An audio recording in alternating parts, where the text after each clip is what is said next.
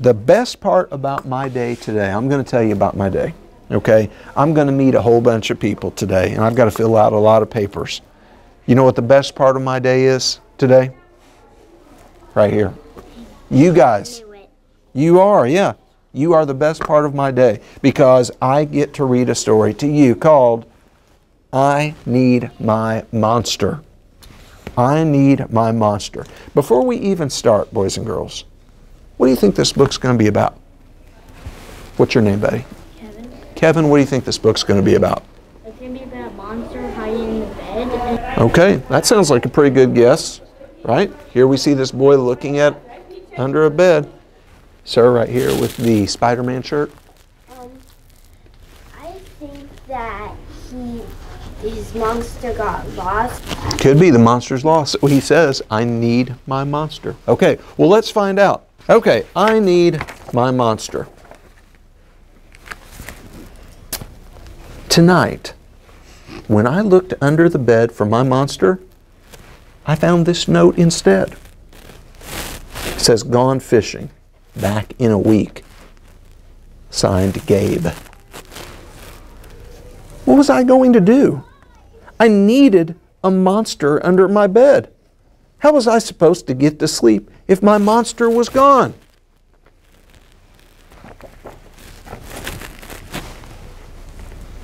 I tried to sleep, but it wasn't the same without Gabe.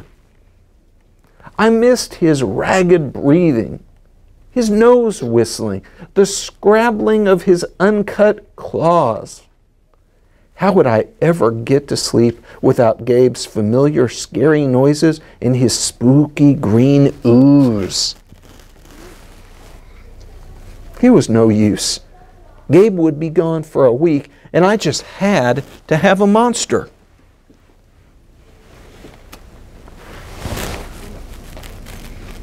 I climbed quietly out of bed so my parents wouldn't hear me.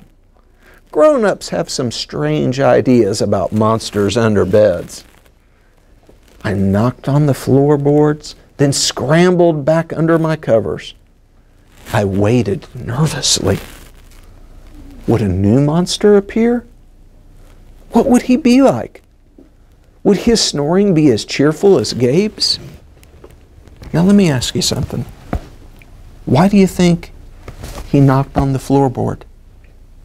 Jack, what do you think? There's really no other. There's not really space for a monster unless you knock on a floorboard. There's like a secret room. Okay. Really, that's the only way you can get out of it. So the monster could be hiding under the floorboard, right? It'd be obvious if Gabe had crawled out. So why not the floorboard? Okay. Okay. So do you think he's trying to get another monster to come to their bedroom? Mm-hmm. Could be. All right. When I heard some creaking under my bed, I knew that the substitute monster had arrived. Have you guys ever had a substitute teacher for Mrs. Custer? Yeah. Okay, there you go. How you doing? I'm good. Okay, so we've got a substitute monster. All right. Good evening, said a low, breathy voice. My name is Herbert, and I will be your monster for the evening. Herbert? What kind of name is that for a monster? You don't sound scary at all. Have you ever scared a kid before? Well, no, but I've read all the best books on the topic. Well, do you have long teeth and scratchy claws? I asked. No, but I have an overbite, and I'm a mouth breather. Listen.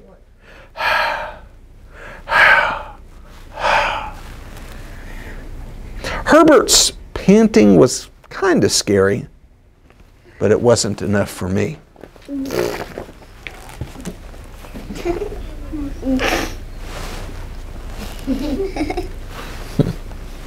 That's horrible. Listen, Herbert, I'm sorry. I just don't think this is going to work. It's nothing personal, but I really need a monster with claws. Picky, picky, Herbert complained. As you wish, I'll go. There was some more creaking.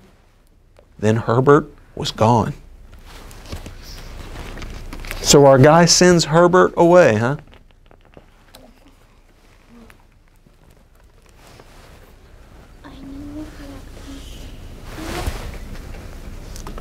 Some scratching warned me that a second monster had appeared. "Good evening," he said in a high, silky voice. "My name is Ralph. I understand you need a monster with claws. If you would please lean over, I will hold out an arm for inspection." I crouched on the edge of the bed, hoping to see a horrible, shaggy arm with sharp, ragged nails. What do you think our boy's going to see? Maybe an arm. What do you think, buddy? Yes, sir. A puny arm. A puny arm, you think? Do I have puny arms? Yeah. Not terribly puny? Okay. Let's see.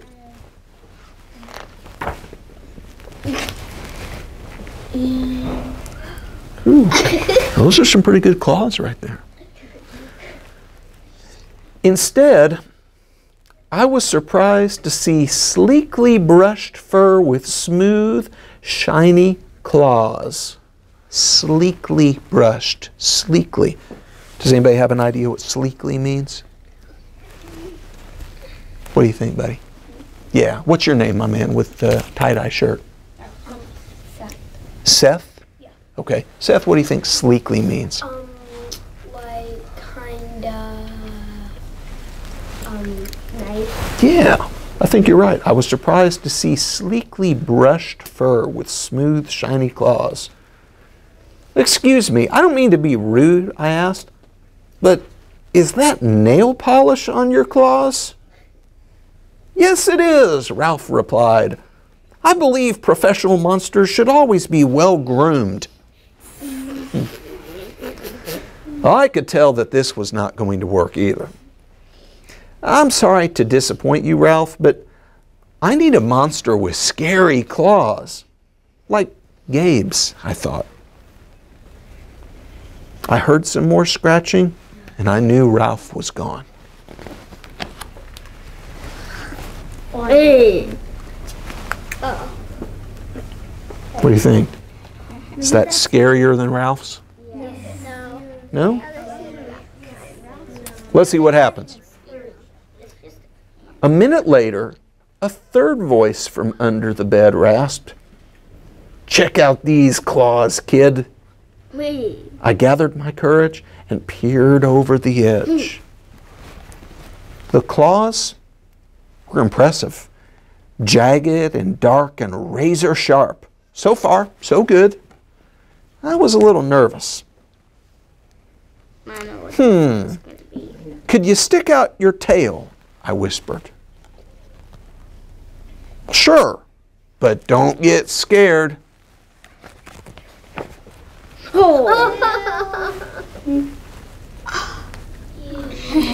Now that's quite a tail, isn't it? Okay. Oh my God. That's that's under the bed. Yeah, I know. Must be a pretty big floorboard that he crawled out from under. Yeah. Let's see what happens. I peeked through my fingers at the slimy tail slithering over the foot of my bed. That's when I noticed the bow. It's gold. "Are you a girl monster?" "Of course I am," she snapped. "I'm Cynthia. Do you have a problem with that?" Yeah, I do," I admitted. "I definitely need a boy monster. Boy monsters are for boys and girl monsters are for girls. Everybody knows that." "Well, aren't you a picky one?" she sniffed. And then she was gone. So he ran off Cynthia, the girl monster. Well, that monster's kind of creepy. Oh, it's like it's X-ray vision. It's like light up. Yeah, you're right. It does sort of look like an X-ray vision, doesn't it? Was I being too picky? No. I knew that my monster needed to be well-clawed and menacing. The whole point of having a monster, after all, was to keep me in bed imagining all of the scary stuff that could happen if I got out.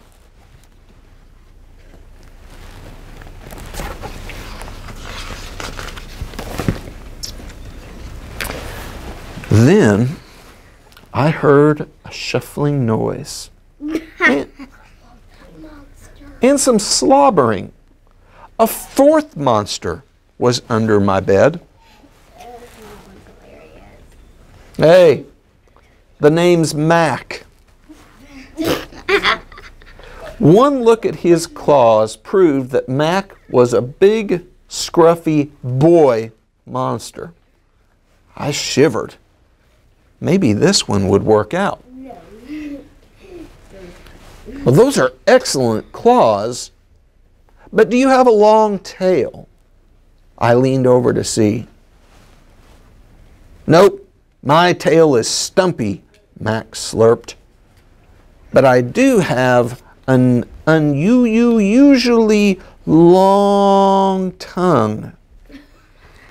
Well, why would I be afraid of a long tongue? I asked. Oh, I don't know, he said, trying to sound terrifying. You never know when I might lick you. I don't know if that's scary, but that's kind of nasty, isn't it? He could use his tongue to eat him. I fell back on the bed laughing. So what do you think? Is our boy being scared here? No. What do you think is going to happen? How do you think he's going to like this monster? No. Nope. You don't think it's going to work out? I like him. All right. Yeah, I want that. Let's see. Well, if you're not even going to try to work with me, Mac whined. I held in my giggles. I really don't think you should send me away, he warned. Kids who reject 5 monsters in one night. I did not reject 5 monsters tonight, I interrupted. My regular monster went fishing. Fishing, eh? Maybe he just left because you're so picky. Fine, I'm out of here. But I wouldn't expect another monster tonight if I were you. How was I ever going to get to sleep without my monster? That's creepy. That's really creepy. No, it's not. That's his monster. That's not creepy at all. It's Gabe. That's Gabe. I was surprised to hear more creaking under the bed. Loud creaking with scratching. I thought no more monsters were going to appear tonight, I said. Sorry I'm late, kid. Whew. Who do you think it is? Gabe. It was Gabe. I thought I would enjoy fishing, but I didn't, he explained. Those fish scare too easily. No challenge at all. You, however, are challenging, my friend. You're almost too old to be afraid of monsters. You keep me on my toes. Ah, toes. A delicious snack. Ew. The bed quivered as Gabe's stomach rumbled with hunger. Now, if you don't mind, I'd like to start the evening with an ominous puddle of drool. Ew. Not so bad. I peeked over the edge of the bed. Green ooze spread soundlessly from underneath. The ooze. Ew.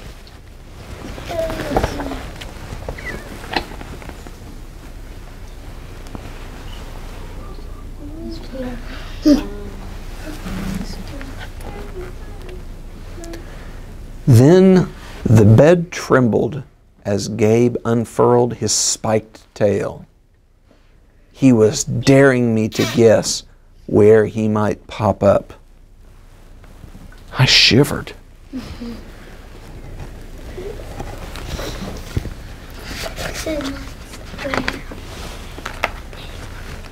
Okay, Gabe's scary. So you had some substitute monsters tonight, Gabe said, sharpening his claws on my bedpost. Were you scared? No. Then Gabe started tapping. I could tell he wanted to know if I still needed him. No other monster can scare me like you, I giggled, diving under my covers and pulling them up tight. Through the blanket, I heard Gabe's soft, comforting snorts. Ah, I knew it.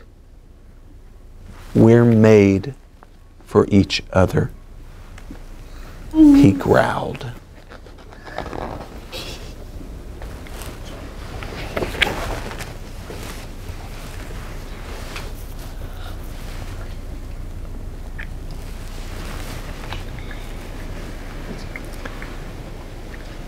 When my blanket started to slip off the bed, I knew Gabe was ready to eat. Now, if you could please stick out your foot, he said, I'd like to nibble your pinky. Ew. I yanked my blanket back up and scrunched my feet in so Gabe couldn't eat them. No toes tonight, but you can have this, I offered, pushing a pillow off the bed. I didn't even hear it hit the floor. Oh, feathers, feathers, feathers. Yeah, Jack pointed out these feathers. So what do you think Gabe's doing? Kevin, what do you think? Wait, what? What do you think? Why are these feathers floating around, do you think? Because it's from the pillow. From the pillow. And what do you think happened to that pillow? It's broken. Could be broken. What do you think, buddy? He ate it. He ate it. Could be that What's Gabe. inside of a pillow? Could be. Feathers. Gabe was back. The ooze was perfect. Everything was back to normal. No. I shivered again. I'd be asleep in no time.